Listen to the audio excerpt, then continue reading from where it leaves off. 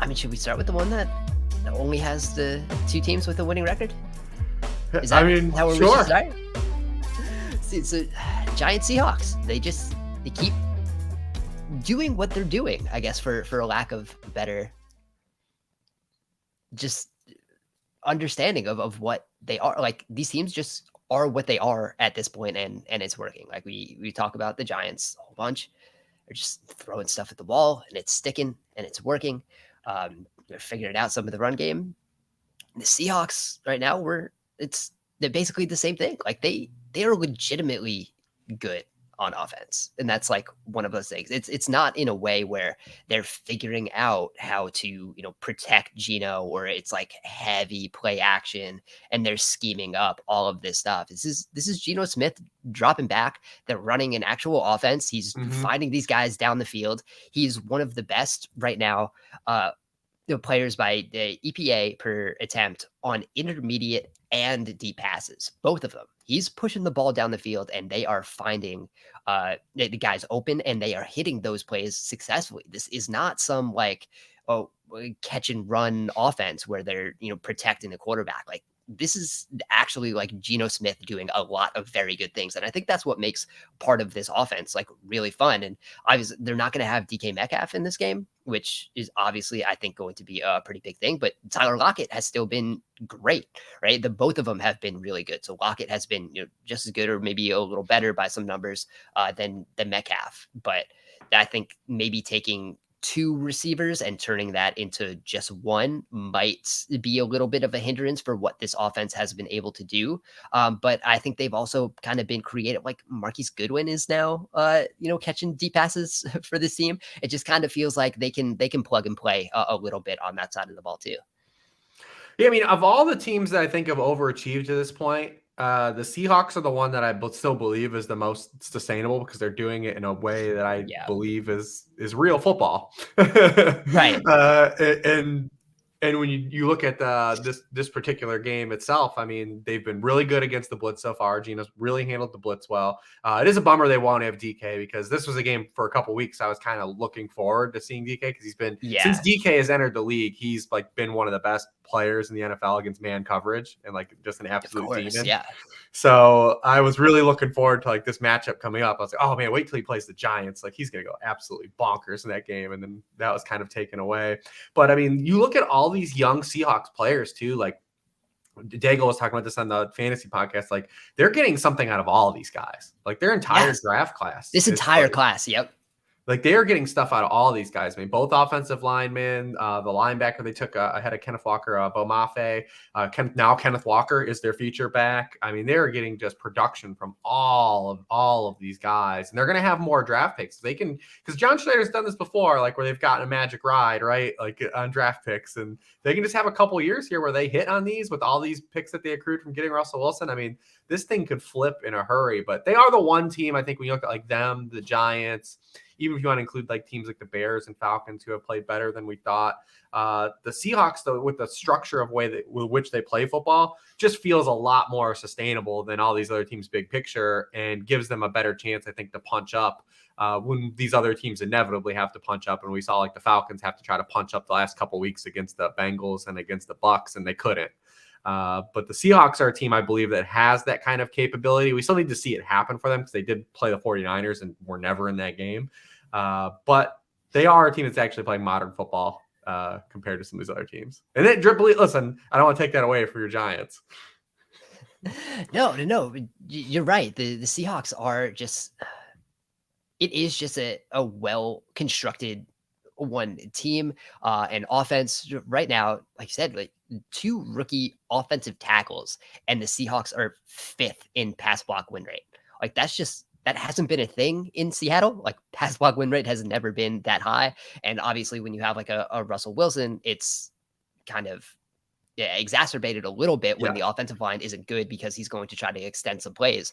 But the fact that they now have a very in rhythm offense with a good offensive line that can hold up, and that's been a big reason for that. So many of Geno Smith's passes just in rhythm within 2.5 seconds of the snap, like under 3 seconds. It's just everything is happening in rhythm and in structure, and you can just see how that offense technically is supposed to be run, right? This is kind of what they thought they were trying to install last year.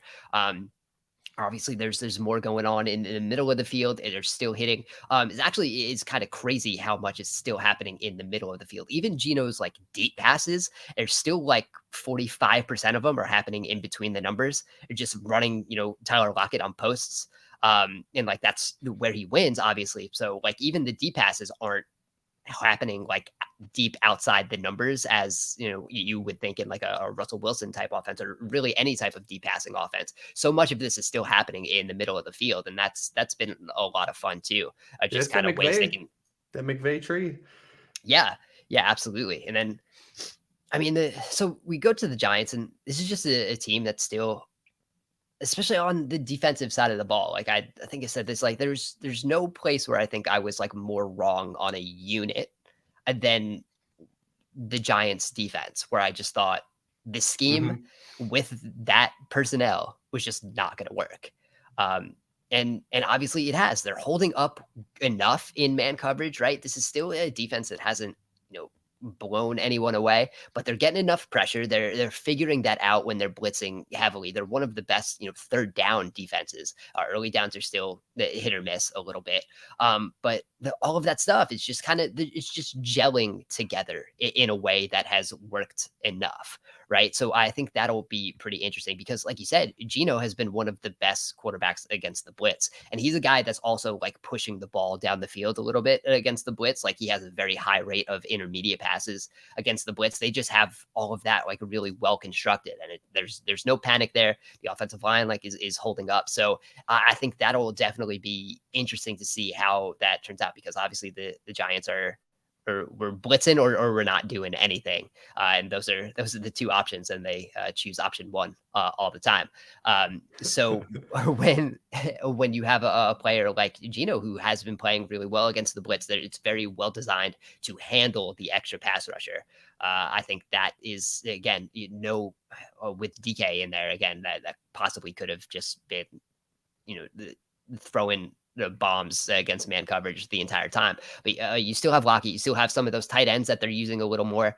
The Giants run defense, you can run on them, and that's where the Kenneth Walker has been real good. I wrote it first and 10. He's been a little boomer bust this year, and a lot That's of who he boomer is. bust, really. Yeah, but like you can live that way when the rest of the offense is sustaining, right? Those negative runs aren't completely derailing the offense to this point, and there's enough explosive runs. It's not like you're taking a couple. It's not like the bad seasons of Saquon Barkley, even when those negative runs like weren't taken off by enough explosive runs. They have a lot of explosive runs in this offense. So I think just the mix and match there. And then the other side of the ball, like the Giants offense is still they're still doing their thing. Like nothing has changed, right? It's the same thing we talk about every week. The Daniel Jones runs are the best thing about the offense. Obviously, he ran for 100 yards last week. Just They and ran a it, naked boot last week. there's so many boots, and like that's kind of what they're doing, right? When they have these dropbacks they're booting, it's like we have like a crosser that you can hit, or option two is run, right? And like that's basically built into the design of the play. If you don't see anything, run. And like that's why they're calling so many boots. Like he has almost as many boots this year as he did last year, like for a full season. And that's just a part of what they're doing. And teams still aren't completely playing him like he's a Right. Justin Fields or a Lamar Jackson. So he still has all of this open space when they run those nakeds or any type of bootleg and get him out of the pocket. So there's not defenders on him, so they have all these open space. And if he wants to take off and run, like that's fine. That's really the best option for the offense, and that's what they've been doing so far. And until anyone like really hampers down and tries to stop those boots, and I think like that's kind of what we saw a little bit with like the Rams at some point. Like there were teams that were just chasing after the boot because they knew it was coming. So there like was always going to be like a guy in Stafford's face at some points last season. I wonder if defenses are going to start like really getting aggressive on those boots to put a guy in Jones' face to have maybe a spy do something like that.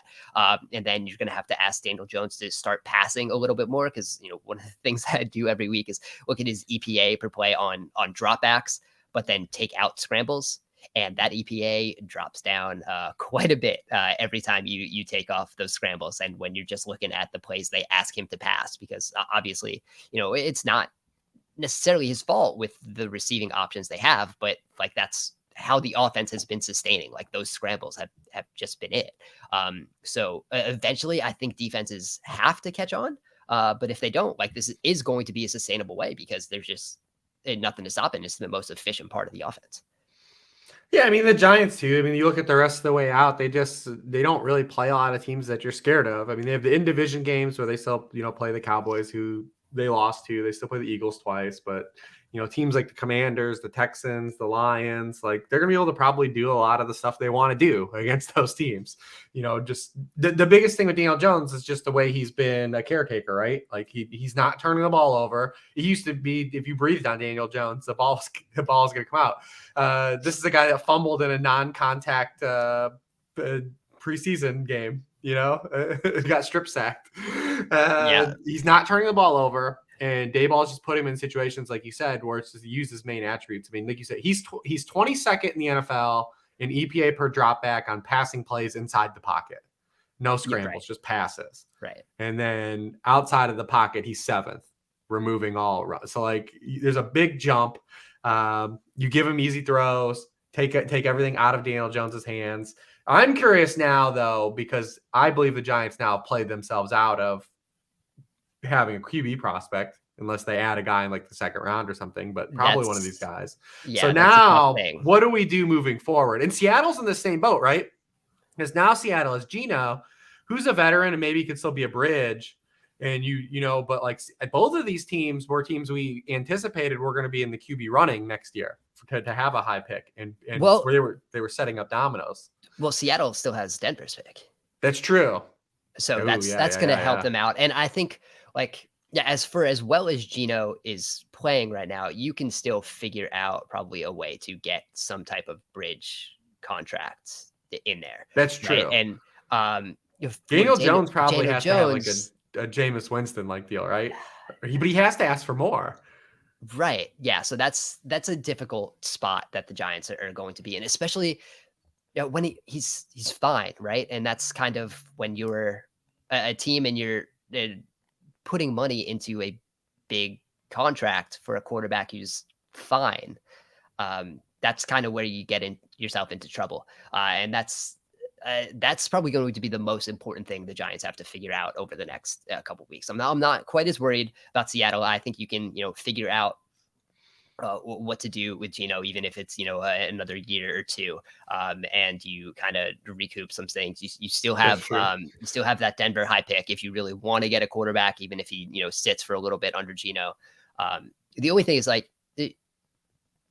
Geno should be a starter next year. Like even if it's not Seattle and like they want to move on, Geno has shown enough where he should be starting somewhere next year. And that's if he doesn't get the job, that really sucks.